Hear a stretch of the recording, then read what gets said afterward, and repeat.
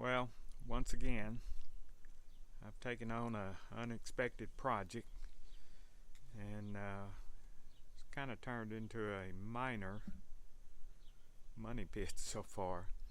Got a 1975 Johnson 6-horse outboard, and the story on this little motor was my father has a business that basically has a big warehouse, and he's recently closed the business. But about probably 20 years ago, one of his friends, customers, combination of a few things, was running short on cash and offered to sell him this motor. Now my dad is now 85, going on soon to be, I guess, 86.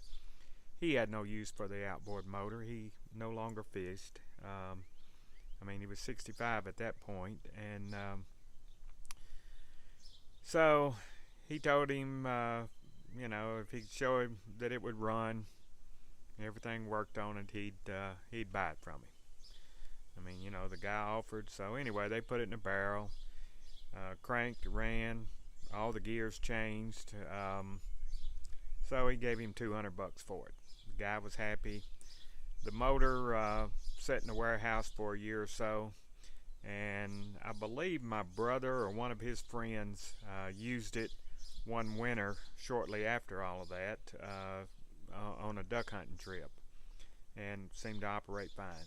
Well, that's been approximately maybe 18 years ago. I don't think it's been 20. It might have been 20 since it was purchased, but the motor hasn't been run since then. And as he closed the business, he asked if I wanted it. I didn't particularly want it, but I took it. And the first thing I did was I took it to the car wash and put the pressure hose to it, because there was enough cobwebs, spiders, and just dust that it was pretty nasty. And then from there it just started. I took first thing I did was I bought some seafoam deep creep, and I took the spark plugs out and sprayed both the cylinders with it pretty heavy, and I let it set overnight. And then I came back and I gently moved the flywheel a bit, with it in gear and it turned the propeller, and I sprayed it down heavy again. I didn't want to take a chance on damaging the pistons and rings or anything, since they had been setting for so long. And that was the first thing I did.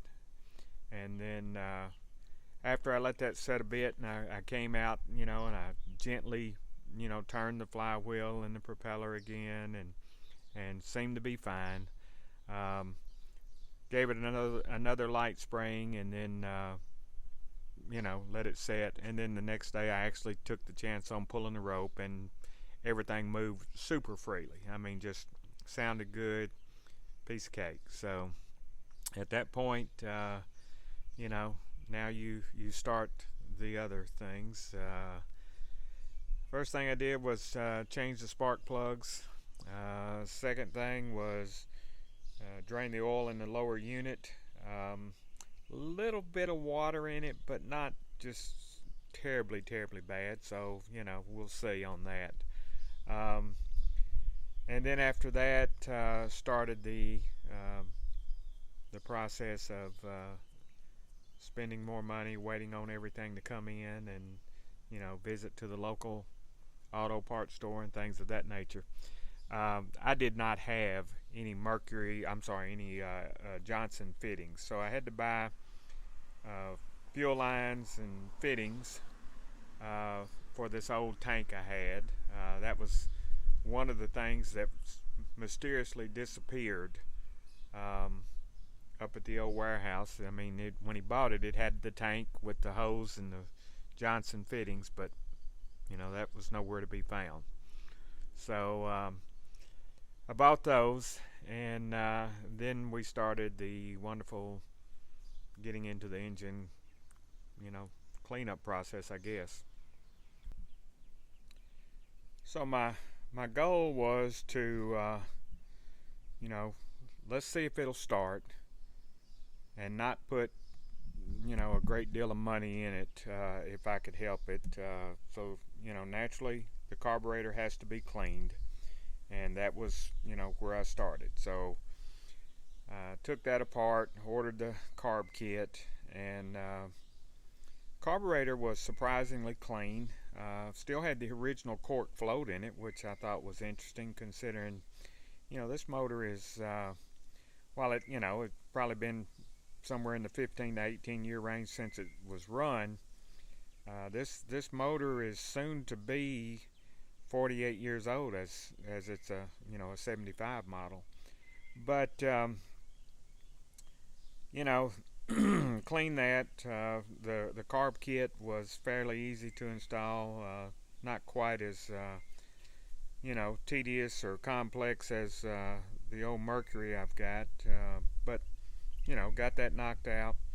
Both of these fuel lines right here, the one coming from the fuel pump and then going from the fuel pump to the carburetor, were dry rotted and cracked, so I had to replace both of those. And got all that together and pumped it up. Wanted to see if the lines would hold fuel and get fuel to the carburetor, and so I hooked it up and pumped it up with the intent of cranking it for the first time. And the cap here on the fuel pump has a crack in it, so just fuel shot out to the left. So I'm waiting on that now, and the gasket that goes in behind it. May eventually, if it does start, have to replace that fuel pump, but that's another issue. I have not replaced the thermostat, which is under this cover here, nor have I attempted to replace the water pump and all that. I'm sure that's going to have to be replaced. I have no doubt it will. The impeller, after setting that long, it's, I'd be shocked if it doesn't need to be replaced, and I'm sure it does. And I'm just hoping that it'll pump some water to give me an opportunity to see if this engine will even crank. But that's where I'm at. And I could go ahead and order the impeller or the water pump itself and the thermostat. But before I throw any more money into it, I want to see if it'll even crank. I think it will. But time will tell when I get the parts for the fuel pump. But all in all, we'll see. I've got $194 in it right now. Probably another $65 or $70 if I do the water pump and the thermostat. And from everything I can gather online, this old motor's worth, well, I guess it's worth whatever someone will pay for it. I'm not looking to sell it, but if it runs, the ones online I see for $300, maybe $320. I've seen one that was in pristine condition. That was asking price was $390 or $395 if I remember, something like that. So 48 years old, little 6-horse, not worth a great deal, I guess, but we'll see. I didn't want to spend a fortune. If I end up with about $260 in it, and it runs, and it's let's say it's worth $300 or $325, maybe $350 if I'm lucky, who knows. I'm money ahead, and I've got something that I can play around with. But obviously I've used like I say, the deep creep to spray in it to make sure the cylinders were all lubed and didn't do any damage there. The gum out for all the fuel lines and the carburetor. I've used the silicone spray to spray every moving joint that I could, and then it had a lot of grease on it as well, and I've used this Mighty Boss And you know, none of these products obviously in my little channel are sponsored for any of this. So but this stuff seems to be pretty good. It's a professional degreaser, multi-purpose cleaner, and I get it at Tractor Supply. But it seems to cut the grease pretty good. I had to, you know, scrape, and I'll do a little more, maybe, and have to put a wire brush on some of the places. But again, we'll see. So far, so good. And the next video I post on it will probably be me pulling my shoulder out of joint trying to get it cranked. But either way, wish me luck, and stick around for the next video on it.